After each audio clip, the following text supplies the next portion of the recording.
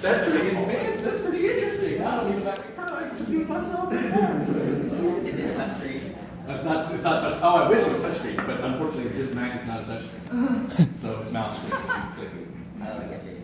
Yeah. So anyway, let's move on. Right? Yeah. See, it's dope. So you just mouse on it and you click it just like it's on. All right. Moving on. We're doing gesture and brainstorming today.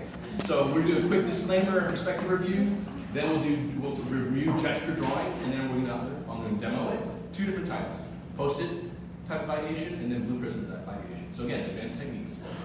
I assume you're going to know how to do perspective, right? You should be like the back of your hand at this point. If it isn't, and you feel nervous about it, please come talk to us. We'd rather have a side discussion with you and coach you guys up in groups of 2, 4, small groups, and let you feel comfortable with perspective.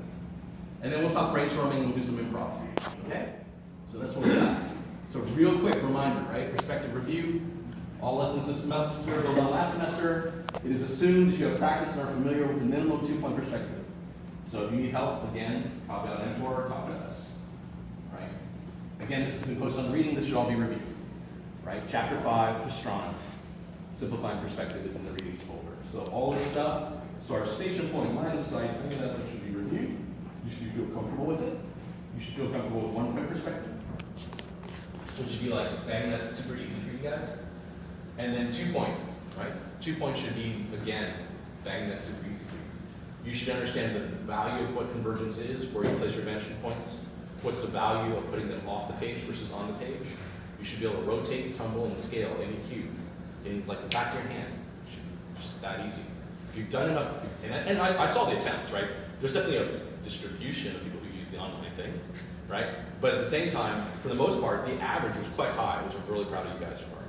Stay with it, right? Especially the advanced cube exercise, I heard is really hard. We're trying to unload, we're trying to loosen up the hitboxes on the Street Fighter style so that it's a little more forgiving, right? But it is really hard. Yeah, you draw like 12 lines before you're done, right? And it's like, oh, there it is. But that's the point, right? That's the point. If you guys can't see it, and honestly, I try to too. I must have got at least 8 lines on the back end, on 1, 2, like the back end is. Like 1, 2, okay, got 3, third one, got it. 1, 2, or third one, got it, right? But I must have done a couple where like, man, 12 lines, still didn't get it, right? So you're like, that's crazy, right? So yeah, it's hard. On the online section, you know how there were like the combos, or there were some tabs that we could push? Yes. Are those going to be opened up this semester? Depends on the CS coding team and how fast they can do it. So a combo might be draw an ice cream cone, which is ice cream sphere with a cylinder cone handle. Draw a hairdryer, and then see how well you can do that. But that's going to come down how fast they can code it. Right now, I can guarantee you have all the same exercises we had last semester, but as far as the new ones, I'm not sure. We are working on I have seen first iterations of the database profiles. So your World of Warcraft kind of like user profile with like your little stats on it. So hopefully you'll see the real stats, not just the fakey stats, right? Yeah, don't ignore the in-exercise numbers. The only ones that count are going to be end. So they're just messing around with the algorithms. All right, but keep trying that stuff. All right, so that's that. And we will get into 3-point and higher perspective. So there is one lecture here that's 3-point perspective. Justin's already talked a little bit about it, right? And Justin's like, oh, I covered that. I'm like, okay, good, we'll cover it again. Vertical vanishing point. So now you can do things more that are a little larger, cars, buildings, things like that. But even like for drama, right?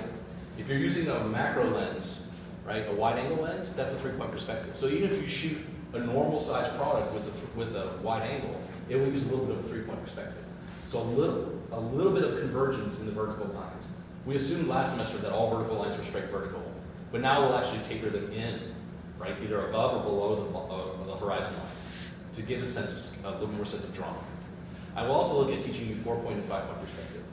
You'll use this less than 5%, I would say less than 7% of your drawing. Frankly, unless you're doing Hollywood set design, you probably will never do it. And I don't mean just like the props, I mean like the big buildings, right? 5-point perspective is a warped fish islands. It makes cars look really cool, but no one knows what's going on. And you can't use it to make anything in the shop. It's strictly for drama. So we'll look at 4-point and 5-point perspective. Okay. But again, that would be just a basic intro to that. Really, you're staying in the 2 and 3-point space for almost product. Anything product is 2 or 3-point perspective. All right. So that should, if you don't remember this, again, review from last semester. You should be able to do this like it's easy, like you don't have to think about it, right? If I say take this, above or below eye line, rotate it, you should be able to rotate your object 30 or 40 degrees in whichever direction you want to go. So dead on is 30 degrees, 30 degrees, right? Anything for 30 degrees, you should just do it. So if you can't replicate this cube assignment, then again, review, right? And then finally, remember how you do your basic shapes. We will talk about rendering this semester more, but remember we did still life and remember about light source. We will advance that further this semester. Okay? So just remember how do you remember how to construct your basic primitives from the cube. Right? Those are assumed that you know how to do that. Okay, let's talk about what's new then. So any questions about review? Is anybody worried about it? Nervous? Let me know. Let us know, right? I think just know. Right? I mean, we probably will review, depending on what the subject is, complex form again, like the ribs and stringers and the organic shapes. But you got to remember how to plot into CAD. And that'll be next week, right? Remember how you get your orthos, drop them into CAD, use CAD to plot perspective, drop it back out, trace the perspective. Right? If you're really having hard issues, right? Build a quick model in CAD, print it back out, turn on the camera perspective function, and then just trace it. Right? So we're going to give you multiple ways of working here, right? Jess is going to say the fastest way to get it done, right? Yeah. Are we going to do a little bit more of, remember when we built the Viking ship? Yeah, the organic form. Yeah. Are we going to do a little We more can. of We'll do more of that. Yeah. If you guys have requests, let us know. Right now, the studio assignments that Kevin is assigning, finger tools, not that, but shoe design is. Okay, So we yeah. will definitely look at ribs and stringers, the organic form when it comes to shoe design. So we will review that, right? When we do sketching on the body, we can review that section. That's a good call. Yeah. So yeah, definitely that, right? So being able to translate between orthographic and perspective is important. Okay, let's jump in, right? So reviewing gesture. This is the ideation. So Kevin asked you to think about your finger tool. What are we calling this thing? You guys call it? Finger tools. Finger tools? That sounds so stupid. All right, finger tools. Okay, finger tools, like a thimble. Like that one you can draw like that. It's a cone. Cut off. Done. One. All right, so he's asking you to ideate and come up with a bunch of ideas. So in our class today, we're going to learn again. We're going to go back. Remember we did gesture drawing in the first week? Change. We're going to show you how to do that, but now with product instead of the body. Okay, so we're going to do gesture study, and then we're going to do brainstorming. So did he ask you guys to create pictures and graph pictures? We're going to break it down in groups of 5 or 6, right? And then we're going to group brainstorm together ideas. And so that every team member hopefully has some cool ideas by the end of this 3-hour class they can work on. Okay, so real fast. So gesture, again, remember that gesture drawing should be your first step when you have a project. Don't jump straight to the tip of the pencil. Remember in gesture drawing we use the side of the pencil? The minute you jump to the tip of the pencil, you're already looking at it as a precision drawing. And you're already probably keying in your left side of your brain. Because you're already analyzing things instead of just flowing free with it. You should be able to come up with 100 different finger tool ideas very quickly. And it should almost be not conscious, it should be subconscious. So everyone should take 15 seconds, 15 seconds, 15 seconds. Don't think of it like, ooh, I'm thinking about this idea. You should just let it go. It should be like a stream of consciousness, blab of the mouth, like diarrhea of the mouth kind of thing. Does everybody get me on that one? I'll show you two. Right? I know that that was the feedback. Like we wanted to see the demos, right? And so what I've done is we bought this. Our camera setup we do for all photography. We're gonna show like when Justin demos or when I demo, we're gonna do it over our shoulder and we're gonna project on the TV, so everyone can see it. I'll buy it from you. But, yeah, all right. We can try to do that. So just remember, the gesture drawing is this beginning phase of drawing. It's the ideation phase. Right? This is where you're coming with ideas. Remember what we said in gesture. You don't care if it's good or not, right? You defer the judgment, right? Don't worry if you draw that first ring, like, oh man, that ellipse isn't perfect. It doesn't matter, it's a gesture. It gets you 80% of the way there. When you get to the end, the prescriptive, you're making a CAD model. Yeah, now the ellipses matter. But at this beginning, you don't really care. Right? You just want to get as many ideas out as you can. The thing about design is it's an inductive model, it's not a deductive model. model. Engineering is a deductive model. I give you an engine, you tell me the heat, one thing, right? In design, we give you the coffee cup, we want 100 different ideas of the coffee. We don't want you to just come up with a coffee cup here. So it's an inductive process, right? So just remember that's where we're at in this phase. So we want ideas fast, very minimal investment. The longer you spend on them, the more sacred they feel to you, and then you get all like, super judgmental and like, somebody that yells at you, like, no, I just spent 20 minutes drawing this. And usually that kind of investment, that emotional investment makes it harder for you to let it go. If you come up with 100 ideas, right, the whole idea is to come up with 100 ideas, not to come up with one really good one. Again, it's not a deductive process, it's an inductive one. So create sacrificial concepts and structured brainstorms, which we'll do today. So again, I'll remember this one, we showed this picture. This is the gesture drawing from Frank Gehry. That's the actual one. So you get a lot in the very first sketch. You don't need to worry about it. It doesn't have to be perfect. Wait, can we see that again? Sure. We did this the first semester. Remember this? It's the same, more or less, except they had a team of designers, architects, and engineers make his sketch reality. That's what happens when you're an architect for 65 years. Right? Frank Gehry's like 84 by now. So, yeah, that's what happens when you get to that level. Just make it work for me. Like if you go to the Bellagio, what's his face? Dale Chihuly, you go look at the lobby of the Bellagio Hotel where it was in Vegas. Yeah, I was at Consumer Electronics Show this past. So in this glass on the ceiling, that's Dale Chihuly. That's who he is. He's a master glass blower. But all he does is take a giant pack of fat Crayola crayons and go like this, and then like bundle them together and go. And then he hands it to 15 other master glass blowers and says, go make that. And he just puts his name on it. It's the Trump of glass blowers. That's basically what he does. Right?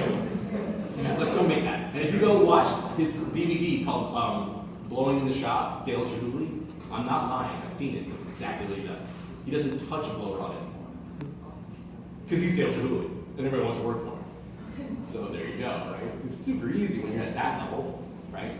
But the idea is because the gesture is all that's required.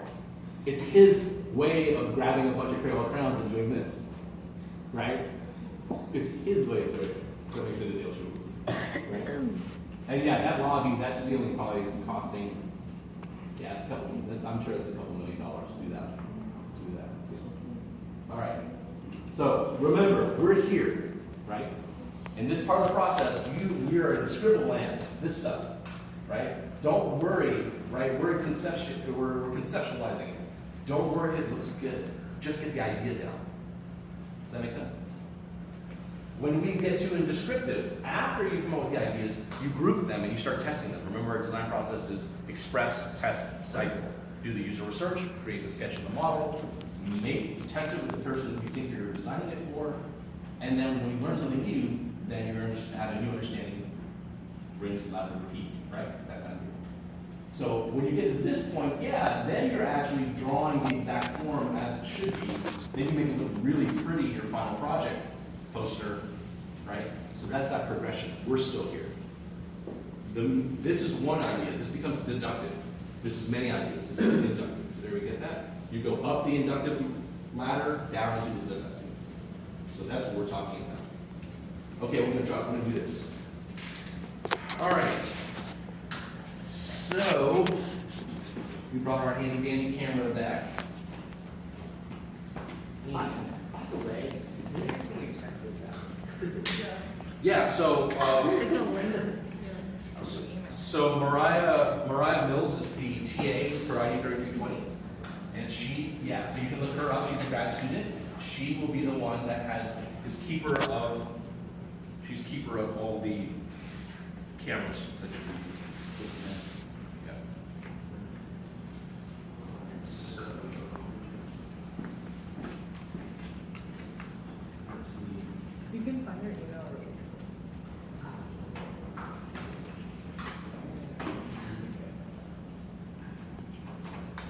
So this is going to be tricky because I haven't set this up before yet. So what I'm going to do is do my 1, do my 2.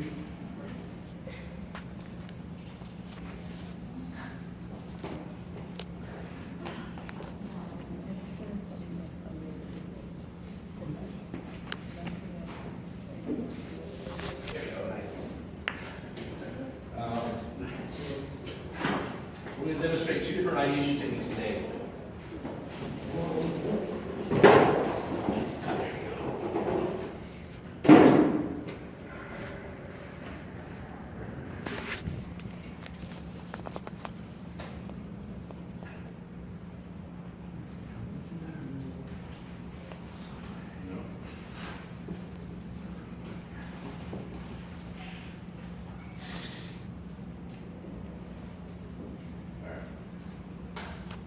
And hopefully people will see this.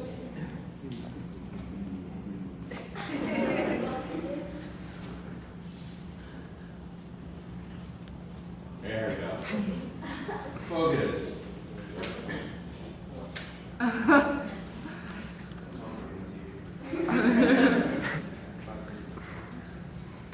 so I'm trying to figure out what's the best way without blocking you guys on how to do this.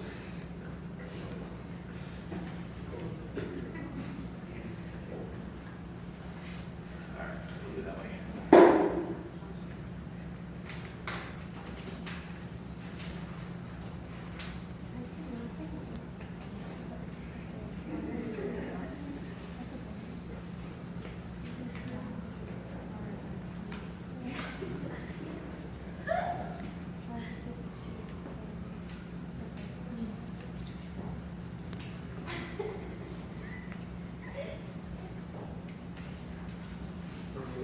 Alright, let's see if this works.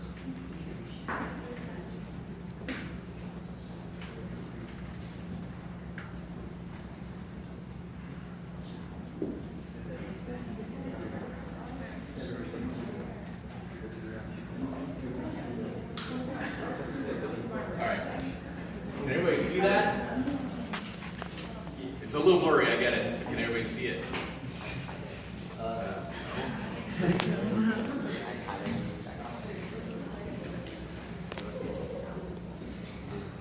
All right, here we go. So what I'm going to do is show you a couple different techniques. The first one is what we call that post-it technique. Right, so this is probably, if you're in a structured brainstorm with your teammates, with other, if you're like you want to do like a creative startup thing, or you're working in a team, you want to do really fast sketches, right? The idea is not to really worry too much about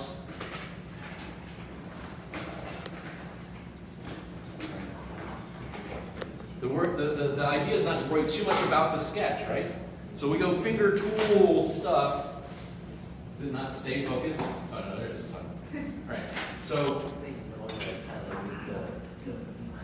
to move the what? Strap. Oh. That didn't really do much. It's not the strap, it's the leg. It's the leg. It's the leg. Strap.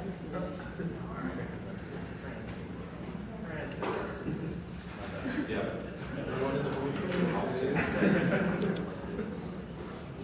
Alright, we got it now. Okay, got it. Thanks, Ryan. Okay, everybody see it? Can we see? Alright, so this is the deal. So Sharpies, just regular Sharpies. A brainstorm sketch should take you less than 10 seconds, like 15 seconds, right? So it should not, as a doodle, you don't really care too much about perspective. You just want to get the idea. Right? So if you think of it this way, if you're in a group brainstorm, right, you're feeding off other people. Right?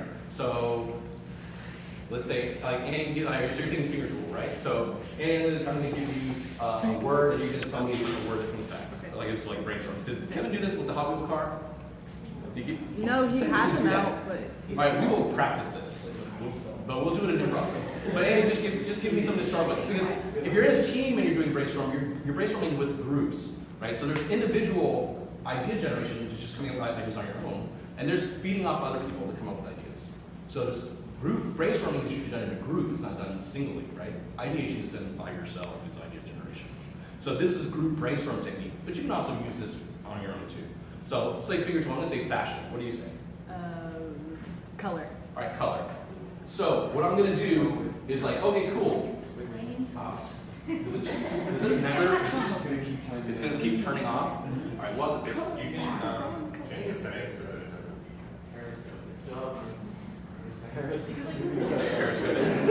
Facebook Live. So basically what I'm gonna do here, right? Okay, everything's in reverse, okay. So what I'm basically gonna do here is just like, okay, so it's a finger tool, it's about color. So here's, I want one that's just this. It's gonna be a strip of color like so, and when but when I flip, I wanna use it like it's reflective tape. Okay, that's one. So I'm gonna say reflective strip, finger tool, right? Done. And then next, so I feed off that idea of, okay, well, it's a reflective strip. What can I do with that? Well, that's interesting. Like, you know, you can wave down cars with it. So let's say it's a taxi. So now I've got my finger here, right? I'm at 16. No judgment, right?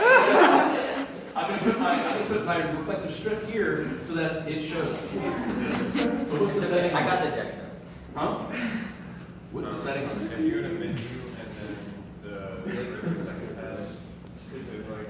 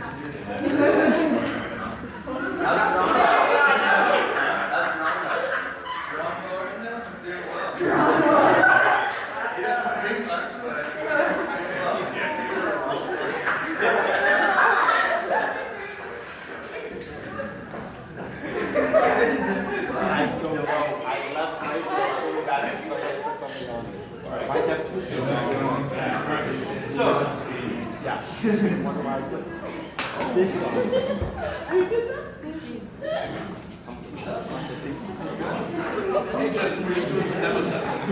Oh, I can get this to work. All right. So again, we're just gonna. So now that we've got that down, right? So that's one idea, right? So now we're like, okay, well, this is my taxi signaler. Obviously, we can also move into the middle finger too, right? Wait, bring it down. There you go. Texas. What? But now it's thinking again. Well, okay, we can do the middle finger taxi signaler, but that's not really going to be really friendly, right? So what if we made it something? What if we if we rude in France? Because if you did it in France, they would really be mad at you, right? But at the same time, right? So let's say, okay, let's use the pinky. 5 this time. But now, right, now we've got the pinky, we're just use a strip of LEDs. So it's like, come here, arrow. Right? So we'll call this landing strip LED. Next, what does that make you think? Well, if it's lit, it's electric, now it's a flood, right? So okay, so now it's the Michael Jackson, right? This is the whole thing is just a giant light bulb. Right? Boom. So now it's the Michael Jackson glitter light bulb. Okay, done. Next. And you just keep going. And you see how I'm doing this? You just keep going. It's just a stream of consciousness. Right? Whatever you're thinking of next, whatever you're thinking of next, what's there, and you're not really worried about whether or not the idea is good or not. You're just going with it. Okay? Michael Jackson glitter glove. Okay, but then let's try a different thing. So somebody said, I said that was fashion. Somebody said a different thing. Technology. So, what are some really cool technologies that we can think about? Oh, well, what about RFID? You all see that? This way. RFID. Well, let's think about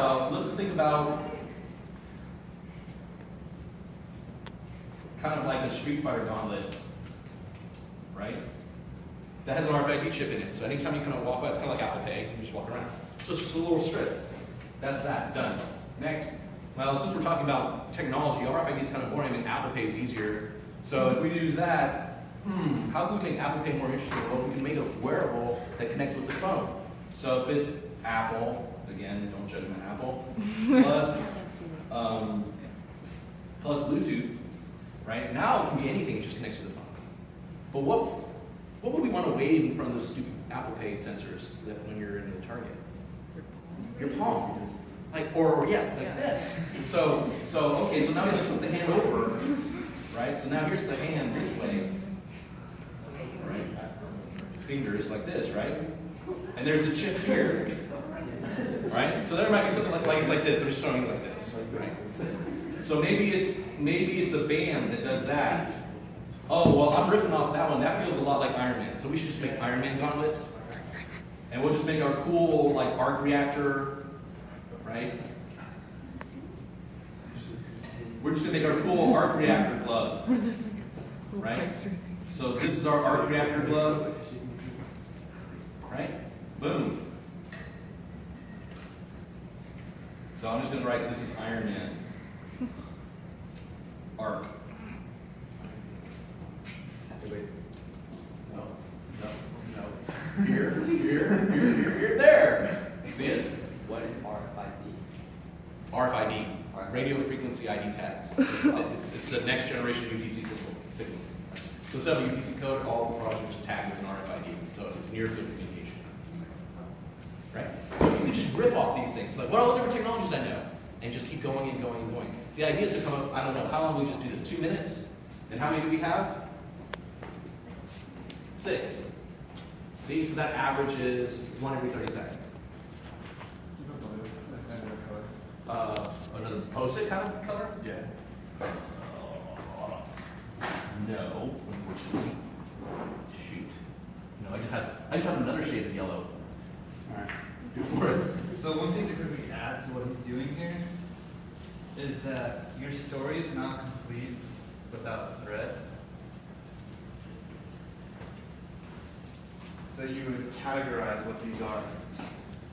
So the whole idea about having 200 post-its is, yeah, you might have come up with them this way, but when you look at the whole picture of 100 ideas, some of them might be technology, some of them might be on style, some of them might be on fashion, some of them might be riffing off of another designer, some of them might be movie related. You can reorganize all of them.